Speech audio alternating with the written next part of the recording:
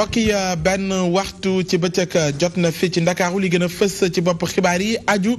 ci coowal licence de pêche yi diggante Sénégal ak Mauritanie mu mel ni banque mondiale moo ca wis ndox bu sedd ci ay koppar yëm ci dugal toll ci $2.5 million ci ay euro di ay xibaar yu ngeen suñu ndaw amee jàpp ni loolee sax bokk na la ca tax njiitum réew mi di le président Macky Sall demoon ca Mauritanie dajeek naataangoom bi di Abdoul Aziz ci ay négociations yu ñu mujj xaatim jëm ci accord daañ ko faram-fàcce ci xibaar yi leen na ci bokk ay ndong lañu ñu tëj leen buntu li nga xamante ne mooy l'école ya ñu doon jàngee la ko waral di ay koppar école yi jàpp ni nguuru Sénégal moo leen ko amal toll ci $1.6 milliard ñoom ndongo yi ne duñ ci yam daañu wéyal xeex bi ngir nguur gi taxaw ci indi ci ay saafara daañ ci dikkeen ci xibaar yi ñeneen it di ay liggéeykaay yi nekk ca hôpital Abbas Ndao ne nguuru Sénégal da leen amel lu tollook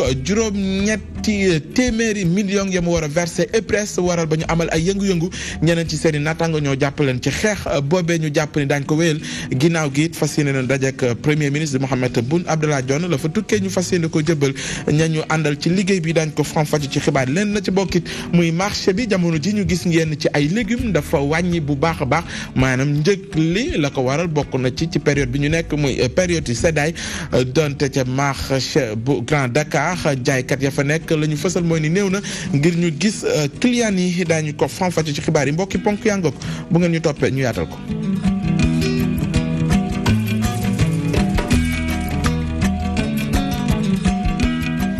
mbokk yi ginnaaw ba ñu leen nuyoo xibaar yi ci digg bëccëg bi dañu koy dooleek coow la jëm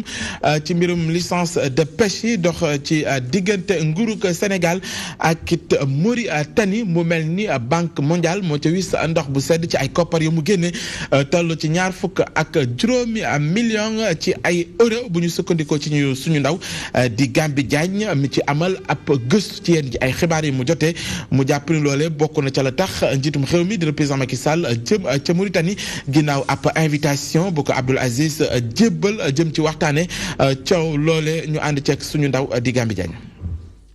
Mauritanie mayul lenn Sénégal ci li nga xamee ni moom mooy licence de pêche yi nañu jàpp ni ñi nga xamee ni dañu yaakaaroon ni Mauritanie dafa jàpp Sénégal doomu ndey ba mu koy yombal mbir yi nax nañu seen bopp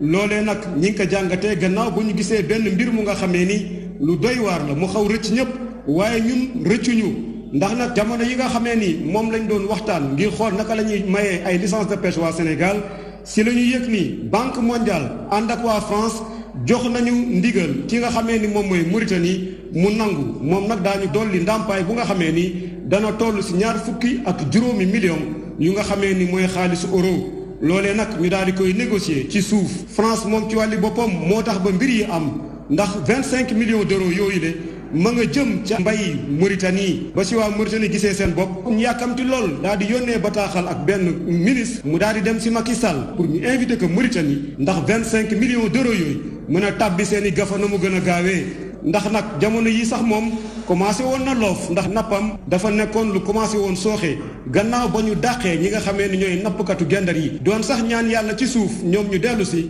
waaye ba ñu gisee lu ni mel daañu si teg loxo daal di si profité nag marche bii ñu jëm ñu daal di waxtaan ak Sénégal ngir nag ñu dolli ci ay koppar li nga xamee ni moom lañ leen di joxe licence de pêche yooyu le li ci gën a reetaan lu nag moom mooy waa gendar ñoom ñoo ci sonn bay bëgg dee te mbir mi dafa mel na que ci ñaari boor yëpp ñoom rek ñoom ñoo ciy ñàkk. ngok ñu àndoon ak Gambi Diagne ci ab jàngat bi mu ñu doon defal jëm ci mbirum licence de pêche yi nga xamante ni jamono ji la mu jur ca coow sakkan na lool ci diggante Sénégal ak it Mauritanie ci ab ndaje wala boog ab ndajale boo xamante ni ubbi nañ ko ci réew mi mu war a am ab diir lañ cay waxtaane di ñaari ponk jëm ci mbirum dem ak dikk ci espace CEDEAO ak it mbirum immigration clandestine njiitum réew mi di le président Macky Sall taxawee ko ànd ak ay kilifa yu ràññeeku ci espace CEDEAO di ab ndaje boo xam te ñi di parlementaires yi nekk ci boobee kuréel ñoo ko sooke muy nag yenn ci ay ponk yu ñu jàpp ni faw ñu indi ci ay saafara junj naa ko ni ki sànq jëm ci mbirum libre circulation des biens ak nit ñi ñu gis ni ci frontières yi bëri na ci ay jafe-jafe yu mu làmbool njiitum xew mi ne faw ñu taxaw ci indi ci ay saafara waaye lu aju ci mbirum immigration clandestine yenn ci ay doomu Afrique nga xam te ñu ngi dee ci wax yi jot na ngir ñu fexe la ñu leen téye ci réewu Afrique yi bokk na ca ñu gis seen bopp ci politique yi ñu nas jëm ci ndaw ñi di ab ndaje bu yaatu suñu ndaw di Ndeye Fatim Lo mu nga foon. Les Africains n'ont commis aucun crime en cherchant à traverser la Méditerranée. li ni mel njiitu assemblée nationale di ko wéral te sukkandiku ci ay firndeel yu leer. Les premiers explorateurs c'était des émigrés non. ñi njëkk a saytu àdduna bi ñoom ay émigré lañu woon colonisateurs yi bi ñu ñëwee fii ci Afrique loolee ci émigration la jaar kon nag li ñuy dund ni du suñu coobare. Et on nous traite quoi? C'est pas un crime que nous commettons. Immigration day gën di bëri ci réewu Afrique yi at bu nekk ay junniy ndaw ñoomee dañuy tayle seen bakkan ngir dem ci réewu tugal yi am fa dund gu gën. Nous avons 7,5 millions de migrants. am nañu lu ëpp juróom-ñaari millions ci migrants ci Afrique de l'Ouest ñu bàyyeekoo ci dëkk yi nga xamante ni sax du suñu yos te am nañu lu ëpp 1 million ci suñuy doom yu jóge ci CEDEAO daal di wutali Europe États-Unis ngir mën a am dundin bu gën bi ñu nekkee te lu ëpp ci loolee mooy ay immigration clandestine maanaam nañu ko jaarale du yoon. C'est souvent des migrants clandestins. fanweeri at ak juróom-ñeent ngi nii fukki réew ak juróom yu nekk ci CEDEAO ñoom na dañoo xaatim ak protocole ngir yombal dem beeg dikk bi ci réew yi wante ba tey jii am na ay jafe-jafe ci frontières yi. Les forces de sécurité et de défense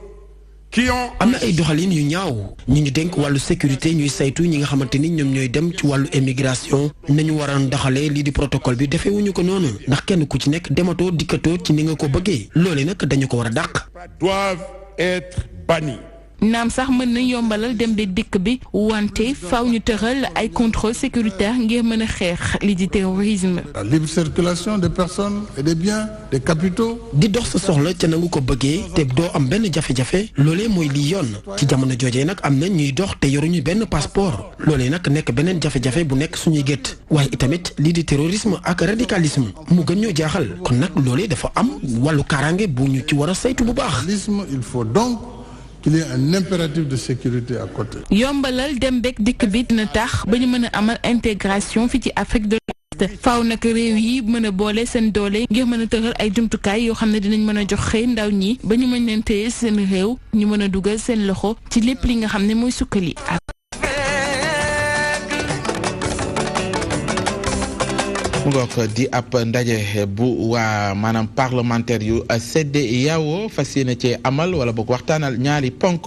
yu aju ci dem ak dikk bi ci réew yi ko séq waaye it lu aju ci mbirum immigration clandestine fas yéene ci indi ay tontu laata njeextalu be ndaje ñu wax ci leneen ay ndongo la ñu tëjal leen seen bunt bërëb ya ñu jàngee ngir ne ña leen ko tëjal dañu fësal ni nguur gi da leen amal ay koppar yu toll ci fukk ak juróom-benn milliard waral ba ñu jàpp ni ñooñu mënatuñoo wéy di jàng ci l'école yooyu ñoom ndongo yi nag dañoo wàcc ci mbedd bi mer ba futtu ne bëgg nguur gi indi ci ay saafara laata mbir yee ëppi loxo mooy ni dañuy wéyal xeex bi ñu ànd ceeg suñu ndaw di Ibrahima Fall. ñaareelu yoon étudiants yi ñuy yóbbu ci daara yu privé yi.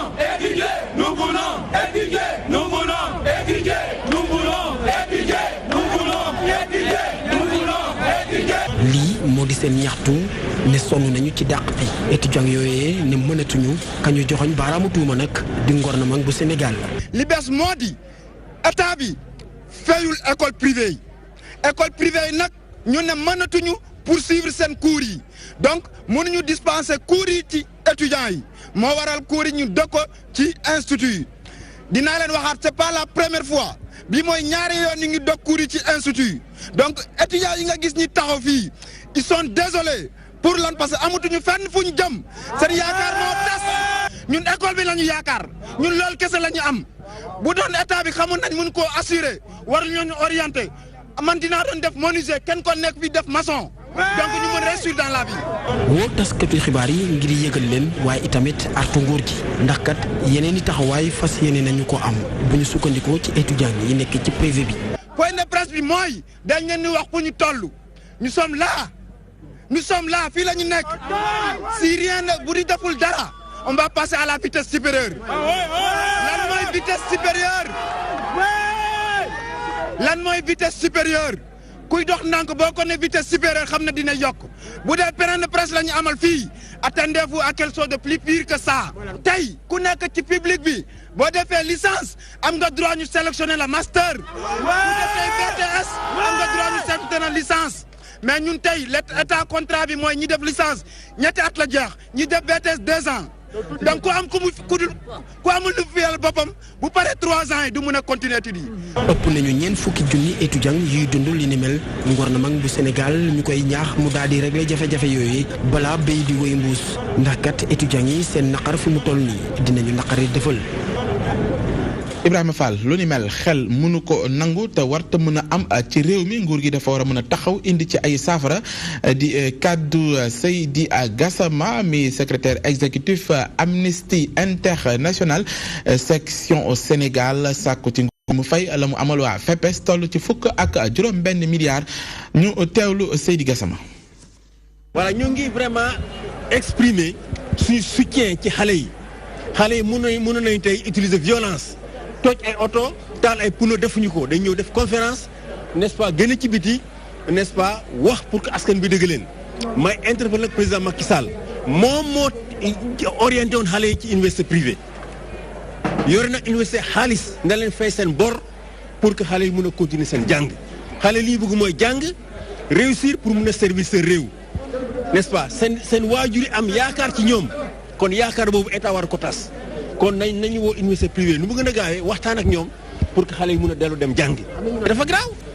mais ay milliers xale dara jàng mënuñu jàng parce que simplement état lu mu waroon 40 000 ay obligation mënu ko respecté te ñu ngi pasar alal réew mi ci lu ñekk fayda lan moo fayda avenir 40 000 jeunes sénégalais donc il faut que l'état le président Macky Sall règle cette affaire rapidement pour que les jeunes puissent retourner dans les amphis. ñeneen a ngi nekk ci ay yëngu-yëngu jamono ji di ay liggéeykat nekk ca hôpital Abass Ndao ni nguur gi da leen amel lu toll ak juróom-ñetti téeméeri millions ya mu fa waroon a fay waa IPRES waral ba ñoom jamono ji ñu nekk ci ay yëngu-yëngu ñeneen ci seeni naataango ñoo fekk si leen ci xeex boobe di alliance des syndicats autonomes de la santé ñoom nag la ñu fësal mooy ni daañu jàppale ñooñe ca la ñuy xeex waaye it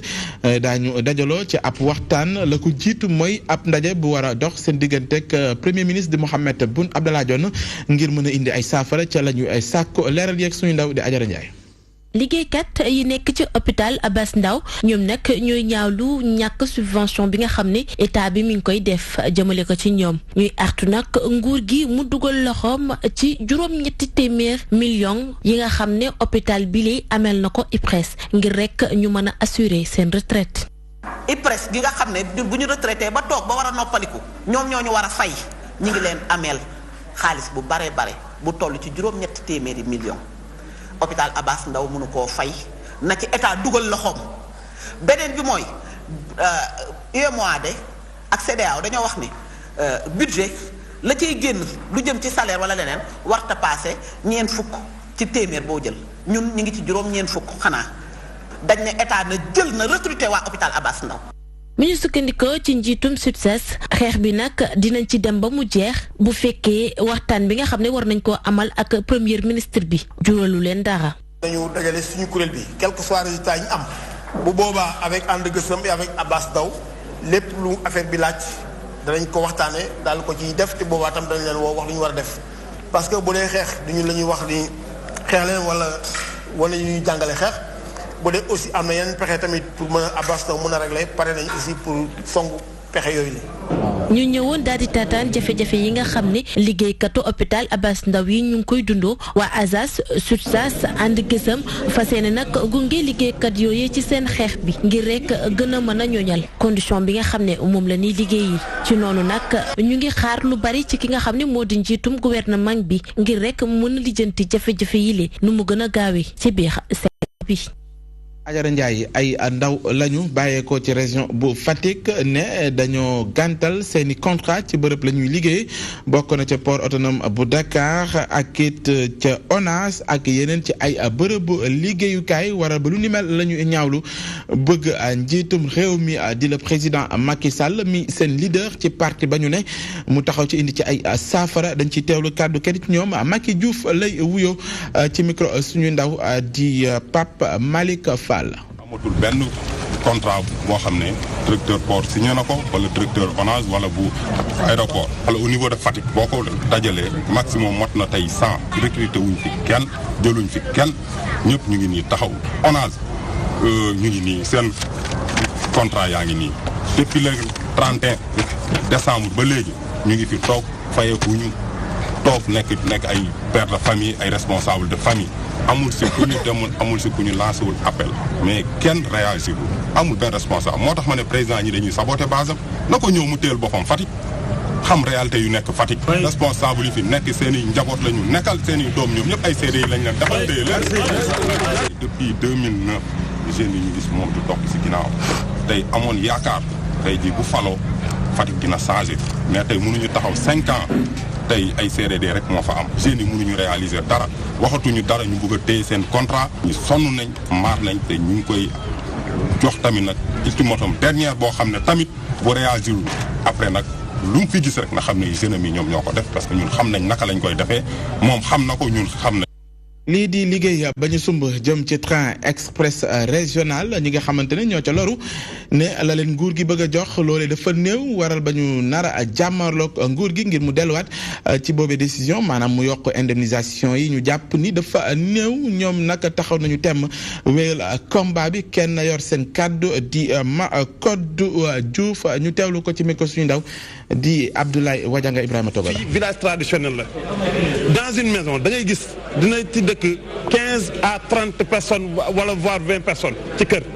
plus ñi nga xam ne tey ku nekk nag ci néeg lay dëkk des maisons à 12 chambres 15 chambres 13 chambres 8 chambres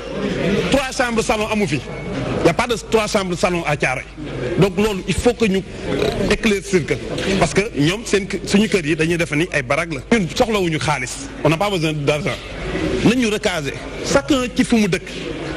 les impactés de Thiaroye nañ leen recaser ci camp Thiaroye ñi dëkk Kër Mbaye Fall nañu conféré wu suñu contre proposition bi parce que ñi dëkk Rufisque sax wax nañ leen fi ñu leen di recaser on n'a pas besoin ñu fay ñu suñu bati ñu jaarale seen terre mais le terre là ce qu'ils veulent nous faire duñ ko nangu kooku day leer lii nee nañ leen ñu ne ñoom ba géej gi fer. nga ki ngeen doon teewlu di kaddu ma Codou Diouf bokk ci ñuy xeexal ñi nga xamante ni ñoo loru ci liggéey ñu sumb jëm ci train express régional la ñuy sàkku ci nguurug Sénégal moo ñu fexe ba yokk lu aju ci wàllu ndàmpaay bi ñu gën ko xam ci mbirum indemnisation ñu wax ci leneen loo xam dina bégloo ñi nga xamante ni ñoo yittewoo marché yi mooy ni njëgu légume bi dafa wàññeeku jamono ji la ko waral mooy ci période bi ñu ne di période seddaay ci gis-gis ñu ko xamante ni ñoo koy jëfandikoo jaayit la ñu fasal jamono ji ca marché bu Grand Dakar mooy ni néew na ngir ñu gis ay clients jamono ji ñëw jënd la nga xam te ne moo aju ca légumes yi suñu ndaw di yaama ko li ba nga woon ca marché bu Grand Yoff ñu ànd ak moom ci bile reportage. cherul dara waaye itam lii di pataas ak limon nekk na lu jafe ci marché bi bu ñu sukkandiku ci jaaykat yi ñu fekk fii ci marché Grand Dakar. mu nekk nii li gën a cher ci ndugg mi pataas ak limon bi moom sedd chaque année moom noonu lay mel. ak soble yooyu moom cher na. waaw limon moom amul fi mu ne nii pataas tamit amul concombre tamit amul waaw yooyu daal ñoo ci gën a cher. jaaykat yi di xam ne nii clients yi ñu ngi ñëw nànk-nànk li ko waral jamonoy sedd bi bëriwul ay yàqu-yàqu ci yenn légumes yi mu nekk lu leen di gàllankoor ba duñu mën a jaay ni mu waree. seddaay kay njaay mi doxul na ndax légumes yëpp a ñoroon dox. seddaay bi moom bu ñëwee rek bu légumes yi baree moom njaay mi du dox. waaw njaay mi du dox. loo waroon a jaay tey nga dem ba ñetti fan muy jeex loolu baaxul. seddaay bagage day am loolu moo tax ñu bari dañuy dem ci tool yi dem di ndugg ji bu ko defee njaay mi day yeex. soxna si moom di ñaawlu bu baax a baax seeraayu yenn ci légumes yi. fi mu ne ndugg cher na surtout soble bi ak lingom ji yëpp cher na macha allah xam naa période bi la ndax man de seetlu naa ne toujours mois de janvier toujours kii dafay ñàkk. naam mbay mi baax na lool loolee waral ñuy gis yenn ci légumes yi waaye jaaykat yi gisuñu benn yoon seen bopp ndax sedd bi client yu bëri dañuy faral di jënd di denc. mu ngoog ca marché bi la ñu nekkoon ci yenn ci ay légumes yu ñu gis ni wàññeeku na donte am na yeneen yu ñu gis ni jamono ji teg leen bët doon na lu jafe bokk na ci limon bi ak li nga xamante ne moo aju ci patate bi ñu àndoon ceek leeralu suñu ndaw di Yama Coly ñu song pàcc mujj ci xibaar yi yëglekaay yi la Modou Mbacke ñaa leen ci àndal.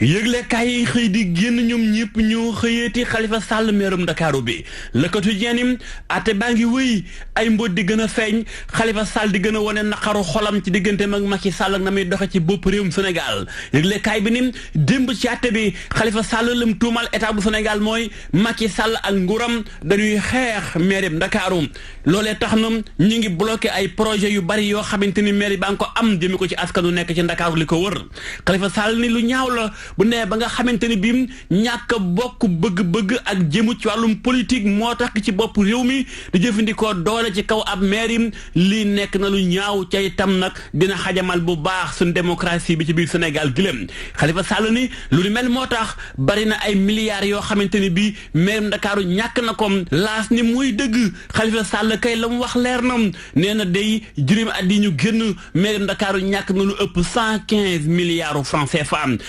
lépp ci doxinu état yi nga xamante ni bii mi ngi xoj ak képp maire bi ci lépp lu mu am ni projet jëmi ko ci askanu Ndakaaru yi ko tax a jóg Khalifa Sall ni lii day la maire bi Ndakaaru ñàkk lii mooy firndeel ni li ñu koy toppee lépp ci caisse d'avance gi politique moo ko lal ndax nag la mu waxoon lay waxaat tey bu fekkonte ni nangu na li Macky Sall bëgg ca mooy jàppale ko ne ci ginnaawam ci biir coalition Benno Bokk Yaakaar lu mu wax mu ne ko gongom kon kenn du leen dégg coow du bari yëgle kaay bi ni lii la Khalifa Sall wax démb ci kanamu àtte kaay bi yëgle kaay enquête aw ci wàll gi ne na kay caisse d'avance gi empreinte obligataire éclairage public loolu lépp day Khalifa Sall dund na ci baaraam état bu Sénégal nee na Macky ak nguuram ñoo tax Ndakaaru daanaka minute ngeen ni ndax amoon na ay projet yu bari yoo xam amoon na ko waaye Macky ak nguuram dëgg seen tànk ci wàll gi ba tax ñu gal fan aw doxinam yëgle kay enquête ni lii day feeñ na démb ci kanamu àttekat bi Khalifa jàkkaarloog juge bi directeur fa moom ma nga ca keneen ko am combat te mooy maître Oumar Youm jàpp na ni Idrissa Seck moom ñàkk palt ak place courte moo ko jàpp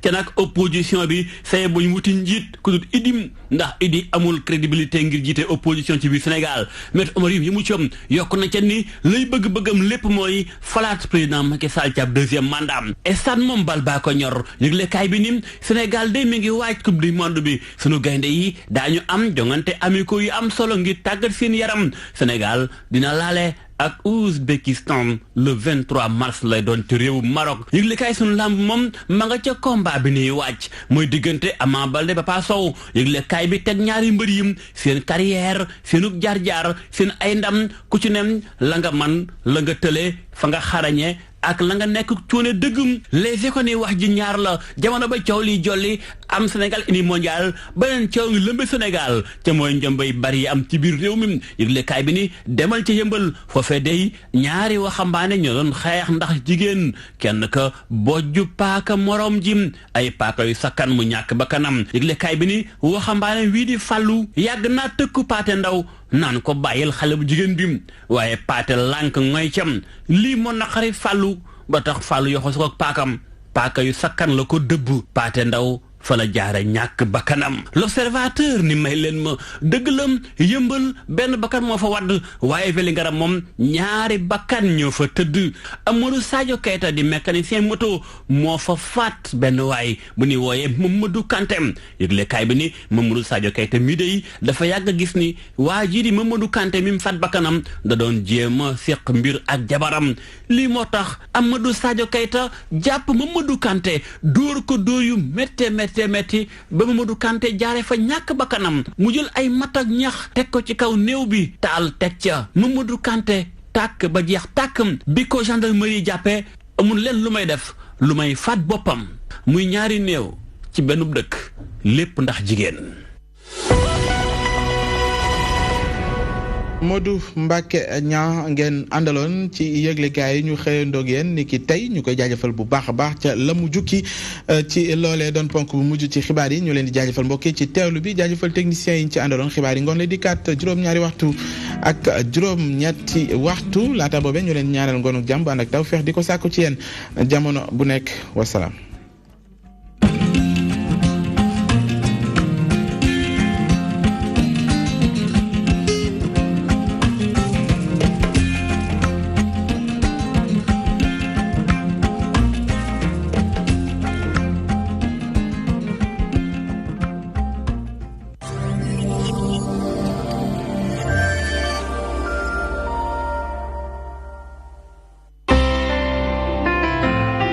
بسم الله الرحمن الرحيم لا إله إلا الله لا إله إلا أنت الله أكبر الحمد لله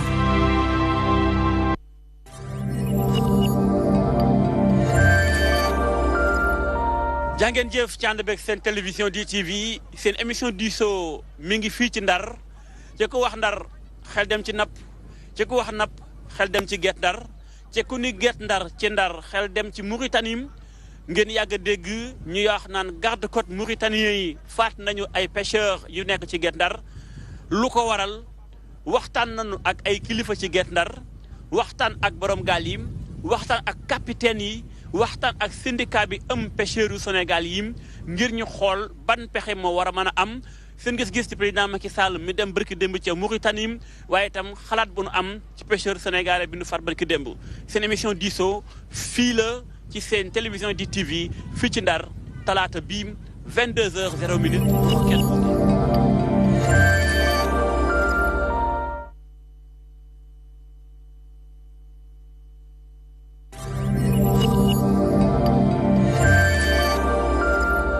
Ce soir, nous allons vous présenter la toute nouvelle saison de Grand Show.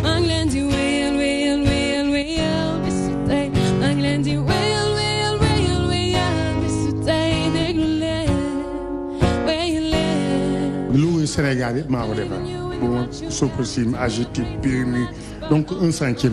tous les livres les UNESCO BIT maa ko liggéey donc li may liggéey bari na. ndaw sanga taxaw boo tab taawam tàllal loxoom gëstu leen ko oh léelé suñu xibaaru noon di jël jebbu nen di siite mu ne fax di ñax mu ne fax di ñax desit wam mu tuur ko nañu newle newle noon yu siis yu omle omle fly on fly on so long, so long. Fly on, fly on. So long, so long.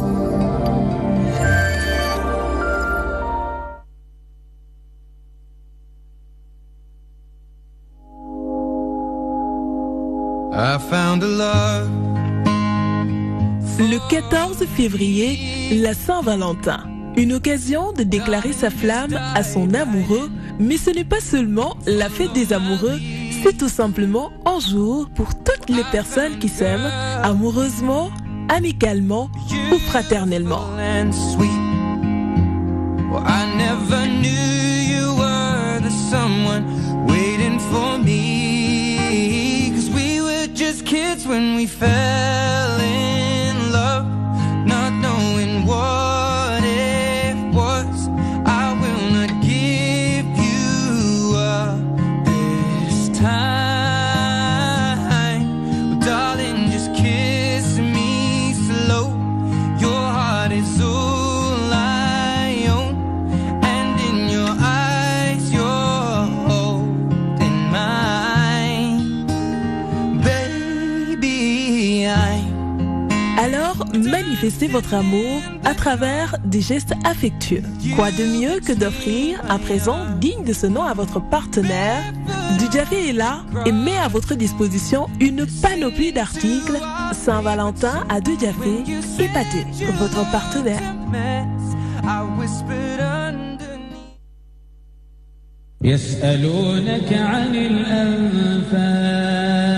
mbokki jullit yi mbokki lislaam asalaamualeykum wa rahmatullahi wa barakatuhu yàlla li mu ñu defal dañu ko war a sant mooy li tax le serviteur de l'islam Serigne Gora Seye at mu nekk mu am bis bu mu jagleel les 99 noms d'Allah laata bis ba une semaine muy samedi ñetti fan ci weeru mars daañu dem ci hôpital psychiatrique ba nekk ca Mbaaw ngir nemmeeku ji ña fa nekk yóbbu leen ay ndimbal dem ci prison bu camp pénal nemmeeku ña fa nekk yóbbu leen ay ndimbal samedi ba ca topp nag di doon samedi fukki fan ci weeru mars le bis bu mag ba nag bis bi nga xam ni dañu fay yendu di sant yàlla di ko màggal di waxtaane ay turam te di ko delloo njukkal moom yàlla juróom-ñetti waxtu jàpp fukki waxtu dañuy def ay consultation médicale gratuite juróom-ñeenti waxtu jàpp 1 heure ci bëccëg dañuy def njàngum alxuraan boole ci ay ndaw def fa ay concours tajwid yu am solo benn waxtu jàpp ñaari waxtu woykat yi bàyyee ko Sénégal Mauritanie ak Algérie def prestation ngir jëmmal bis bi ci asmaullah buñ ca noppee nag ñaari waxtu jàpp ñetti waxtu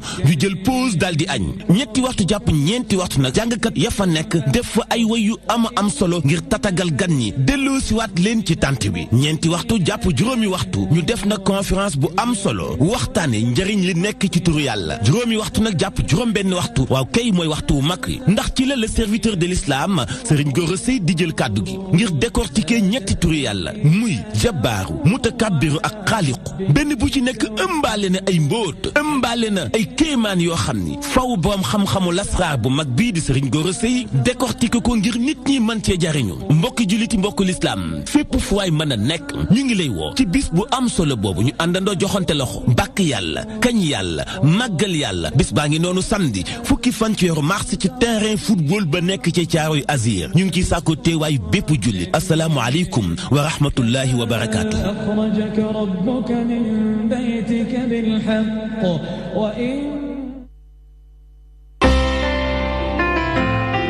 بسم الله الرحمن الرحيم لا إله إلا الله لا إله إلا أنت الله أكبر الحمد لله أعوذ بالله من الشيطان الرجيم بسم الله الرحمن الرحيم سبحان الله والحمد لله ولا إله إلا الله والله أكبر ولا حول ولا قوة إلا بالله العلي العظيم يا حي يا قيوم يا ذا الجلال والإكرام الحمد لله الحمد لله الحمد لله الحمد لله الحمد لله الحمد لله الحمد لله الحمد لله الحمد لله الحمد لله الحمد لله سبحان الله والحمد لله ولا إله إلا الله والله أكبر ولا حول ولا قوة إلا بالله العلي العظيم